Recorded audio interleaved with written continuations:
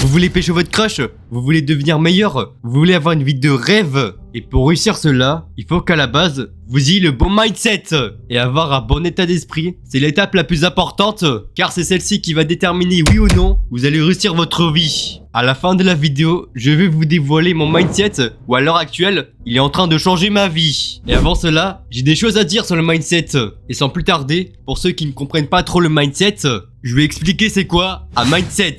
Oui, c'est très répétitif, et que les autres youtubeurs dev perso en parlent aussi. Mais je vais le redire quand même. Le mindset, c'est l'ensemble de tes croyances, tes pensées et tes habitudes mentales. Il peut te pousser à te dépasser ou au contraire te bloquer dans la peur, la flemme ou l'échec. Et selon la psychologue Carol Dweck, chercheuse à Stanford, il existe deux types de mindset. Le mindset fixe et le mindset de croissance. Le mindset fixe, c'est un état d'esprit où tu es figé sur tes qualités. Tu crois que t'es soit bon, soit nul. Et que ça ne peut pas changer. Par exemple, une personne qui a ce mindset se dirait « Oh, je suis nul en maths, j'ai jamais été bon et ça ne changera pas. » Ce mindset se fait rester au même niveau. Et quand tu restes au même niveau dans un monde qui avance, tu n'es pas juste bloqué, tu es condamné à l'échec. Tandis qu'à l'inverse, le mindset de croissance, c'est un état d'esprit où même si tu es nul dans un domaine, tu crois que tu peux devenir bon grâce à l'effort, à l'entraînement et à la persévérance.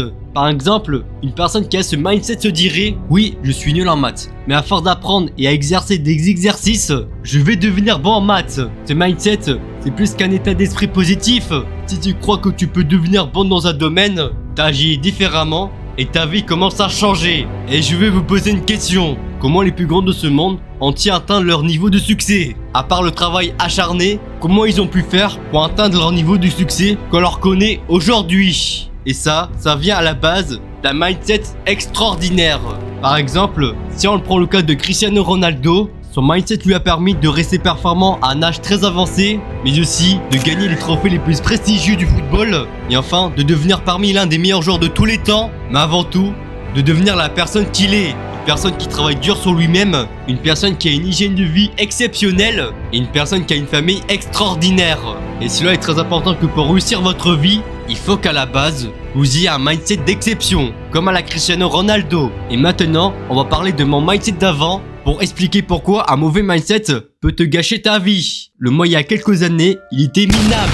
Afin que si tu me trouvais dans la rue à cet âge, vous m'aurez sûrement pas respecté. Et plusieurs années plus tard, je me suis amélioré. Je vais t'énumérer tous les points d'un mauvais mindset à partir du mien d'avant. En premier, je recherchais la validation des autres. Ah, le collège. Mais le problème avec la validation des autres, tu ajustes ton comportement en fonction des gens pour lui plaire. Et à partir de ce moment-là, tu es la pute de ces gens. Et le manuel d'Epictète en parle de ça. Et les conséquences, c'est que tu n'oses plus prendre de risques pour éviter de gâcher ton image auprès des gens. Mais aussi, tu n'es pas aligné avec tes vraies valeurs, puisque tu adaptes ta personnalité en fonction de la personne. Et enfin, tu avances lentement sur tes objectifs parce que tu es plus concentré sur ton image que le fait de travailler. Et le combo de tout ça, comme tu l'en doutes, ça gâche ton potentiel.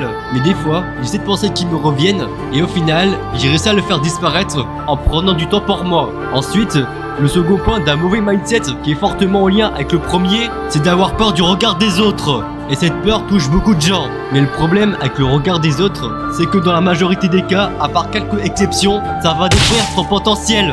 Mais le seul cas où cette peur m'a permis de m'améliorer, c'était sur mon style vestimentaire et mon hygiène de vie. En effet, il y a quelques années de cela, je ressemblais à rien. Et je prenais des vêtements aléatoirement dans mon tiroir. Et au final, je ressemblais à un clochard.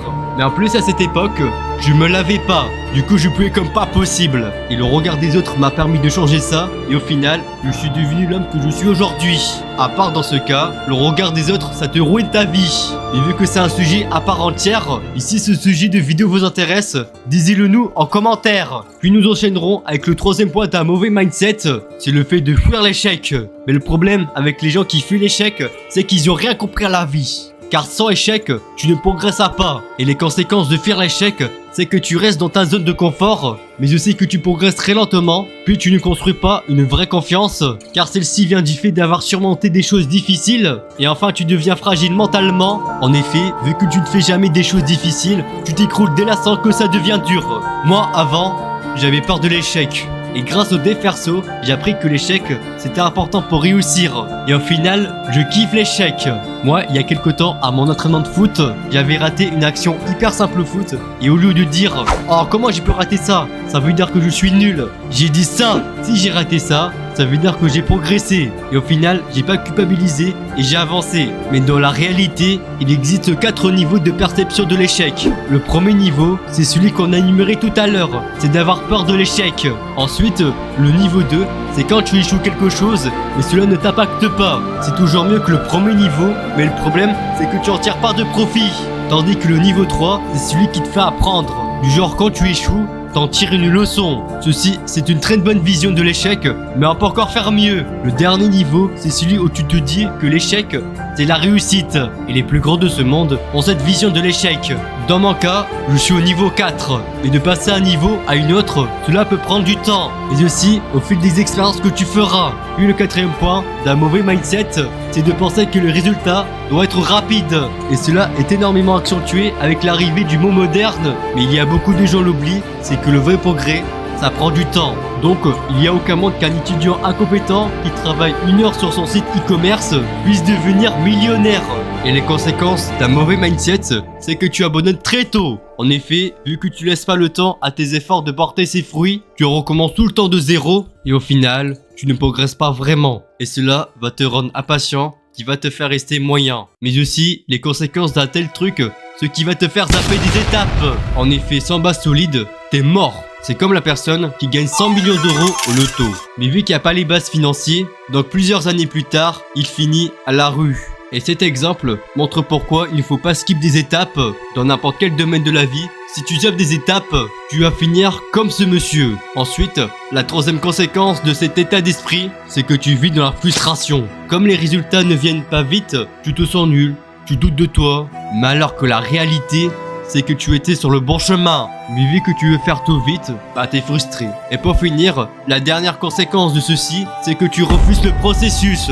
Tu es tellement pressé que tu veux la récompense sans les efforts à mettre. Mais dans la réalité, cela n'existe pas. Et en plus, le moment où t'es le plus heureux, c'est pendant le processus et pas la finalité. Car dans le processus, tu fais des choses dures et tu vois ta progression. Mais tandis que dans la finalité, t'es heureux sur le coup, mais il y a quoi après? Et dans chaque objectif que vous ferez, il y a un processus. Donc tu devras l'embrasser absolument le processus. Moi personnellement, j'ai eu cet état d'esprit, mais avec le déferso, ça s'est effacé. Et enfin, le dernier point d'un mauvais mindset que je vais vous citer, c'est d'avoir peur d'être seul. Et cette peur, je peux la comprendre, car moi aussi, j'ai subi ça. Et le problème, c'est que ça te ruine. Et les conséquences directes, c'est que tu accroches à des gens toxiques. En effet, tu préfères être mal accompagné que seul pour éviter qu'on te juge. Puis, une autre conséquence, c'est que tu n'apprends jamais à te connaître. En effet, vu que tu es toujours entouré de personnes, bah tu ne te connais pas vraiment. Mais c'est quand tu es seul, où là, tu commences à te connaître. Tu te poses des questions sur toi-même. Et c'est ce face-à-face avec toi-même où là, tu commences à vivre. Tu fais tout pour être aimé, accepté et intégré. Mais le problème, c'est que ça, c'est la recherche de validation. Donc pour la simplifier, tu t'auto-détruis. Et maintenant, on va s'attaquer à la partie la plus intéressante de la vidéo en vous dévoilant mon mindset où à l'heure actuelle, il est en train de changer ma vie. Mais dans cette vidéo, j'ai déjà dévoilé 2 points de mon mindset. Le mindset de croissance et la perception de l'échec, mais il reste toujours des choses à vous dévoiler pour qu'à la fin, vous ayez le meilleur mindset. Et si tu appliques ce mindset, là, tu vas tout rafler dans la vie. Et maintenant, on va s'attaquer au point qu'il faut et on commence par le fait d'agir, même sans motivation. C'est une phrase qu'on a répétée encore et encore, mais c'est un truc qui est tellement vrai. Et si tu attends la motivation pour agir, tu vas pas beaucoup progresser, voire pas du tout. Tandis que si tu agis avec discipline, même dans les moments où t'as pas envie, et au final, tu vas beaucoup progresser. Certes, c'est un truc énervant. Et sache-moi que si tu appliques ça, là, tu vas vraiment progresser. Ensuite, un autre point pour avoir le mindset parfait, c'est de prendre ses responsabilités à 100%. Il n'y a pas beaucoup de personnes, c'est que ça veut dire quoi exactement? Et en gros, être responsable, c'est d'assumer entièrement ta vie, tes choix, tes erreurs et tes résultats. Par exemple, tu veux devenir très bon au foot et tu n'es pas pris à un match.